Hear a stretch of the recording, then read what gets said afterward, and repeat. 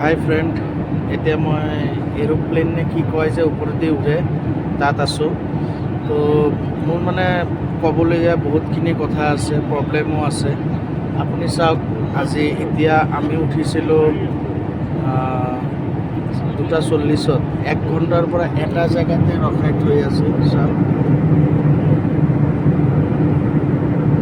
এক জেগাতে ৰখি আছে, আগবাঢ়া নাই। পেচেঞ্জাৰ উঠাই আছে চাগে, খালি ষ্টাৰ্ট কৰি ৰাখি দিছে। তো আপোনালোকক এইটোৱে ৰিকুৱেষ্ট যে আপোনালোকে ড্ৰাইভাৰক ফোন কৰি কওক যে প্লেনটো অলপ কিবা আগত বঢ়াব লাগে, তো আমি যাব পাৰিম।